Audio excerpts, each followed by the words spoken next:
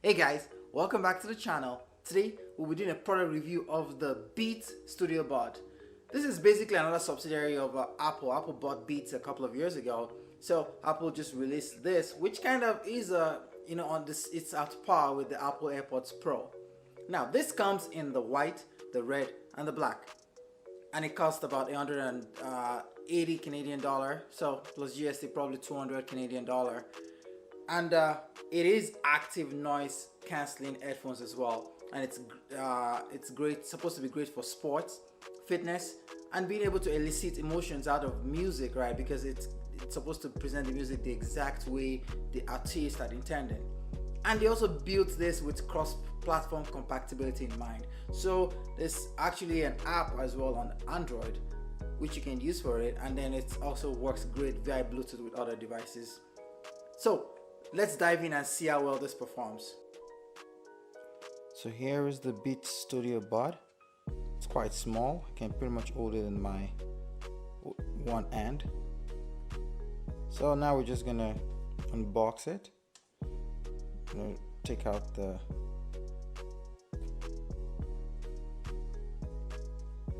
and once we open it up,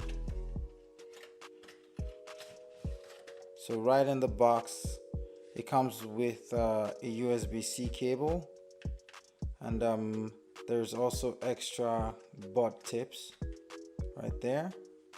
And once we flip it to the other side, here's the white Beats Studio Bud.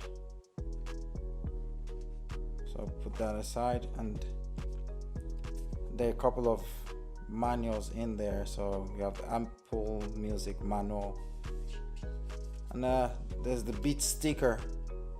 Put it on pretty much anything you feel like it.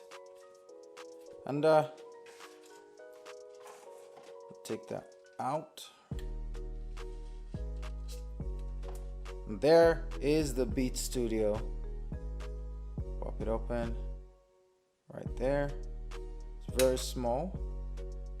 The USB-C charging port. Just like that. Here is the Beats Studio, and this is the Apple AirPods Pro. So if you put them side by side, you can see it's slightly bigger. Like this one, yeah, I can kind of tell. It's a bigger case, so it's probably, but it's very similar design though. You can kind of see the way they both open up. If we look at that in comparison with the Galaxy Bud 2, see this one opens this way compared to this way. So it's all about personal preference. So in terms of ease of pulling it out, this one you can kind of just grab onto the stem, and then comes right out, then goes right back in, just like that. But if we were to compare that with the Apple Pro, it's comes out, it's a little bit more slightly difficult to pull out compared to that one. So I kind of like the grip on that one compared to, if we look at, let's just look at this for another comparison, right? This one comes just like that, but it's always hard getting it to line back up. So I think the Beats Studio Bud has kind of solved a little bit of that. Easy to pull it, pull it in, slide it right back in. You don't have to worry about if it's perfectly fit. It just snugs right in there. I really love that. In comparison with this other two, this has actually addressed that issue for me, especially someone like me with very big hands. I struggle with having to grab that thing out of the case and trying to bring it out and put it back in. So here's my old iPhone 8. So what we're gonna do is I'm gonna try and pair up my Beats with my old iPhone 8. I'm not in the habit of always upgrading, so just to keep my old stuff. So we're gonna see if it still works. So keep it open, and then open it up. There we go. Works like a charm, just like that. Very easy and seamless process. Close it up, it goes away. Pop it open again. Voila. Then we could go through the connection process.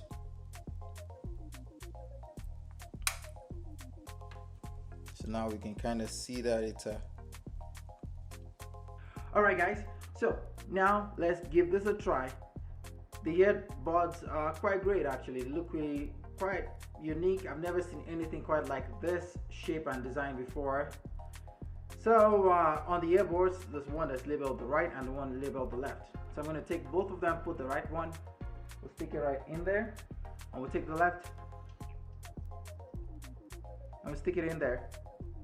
First impression, it kind of feels like there's something sticking out of my eardrum. It doesn't feel quite as natural as the Apple AirPods Pro. So it kind of takes a little bit of getting used to, and I'm not sure if some people might not actually like the way it actually looks in terms of it's not flush.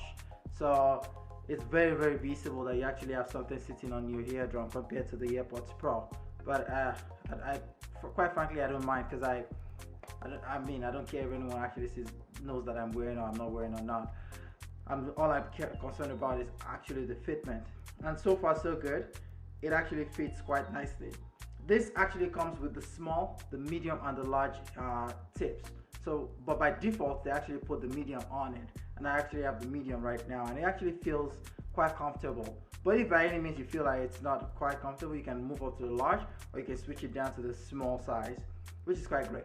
Moving on to the battery life of this thing. This thing can actually give you up to 8 hours of active listening time, which is quite impressive. And then you tack the case onto it, and they get 24 hours. That's pretty impressive as well. So another thing is, say you run out of the 24-hour charge, say you didn't charge it before going out to the gym or something, or when you wanted to use it, the provided USB-C cable can give you, so 5 minutes of charge time with the USB cable would give you 1 hour of active music listening time, which is pretty impressive as well.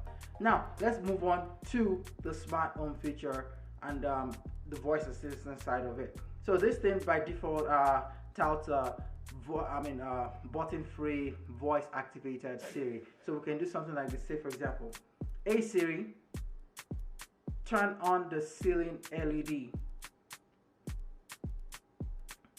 Just like that, I'm able to control things around the house. I can control all of my smart devices, my thermostat, my lights, my TV, you name, but that's just to mention but a few. That is pretty awesome. I love that you can actually just use your voice without having to, press and fiddle with that thing to actually get it to work. And it was actually very responsive.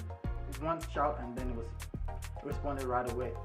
Now we're gonna take it out to the gym at some point, but Apple also says this thing is actually compatible with Android. So Apple has designed the Beats app for the Android users like myself, which we can use to actually be able to use this thing without actually just the Bluetooth side of the basic Bluetooth side of things, right? We can actually tweak and enable other settings using the Beats app. That's quite exciting.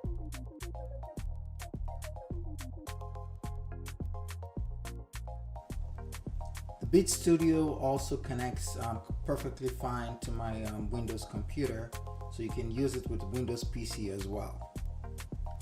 Alright, so I decided to take this thing for a test drive to the gym.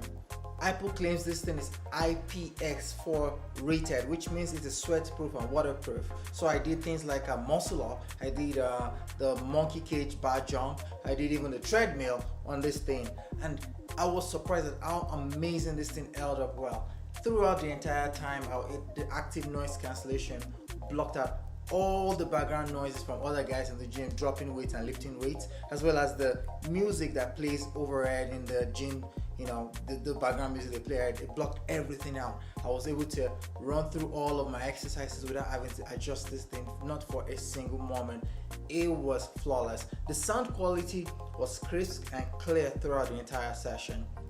This, I'll say, it's pretty good. It's pretty good. That's one thing Apple does well. When they put their mind to something, they make it pretty good. I think overall, this thing is a good AirPods, if you're in the market to trying to get a new AirPods, I think this is the way to go. But I wouldn't say you should, you already had existing ones. I wouldn't say you should actually, run out there and go spend the $200 and go buy this one.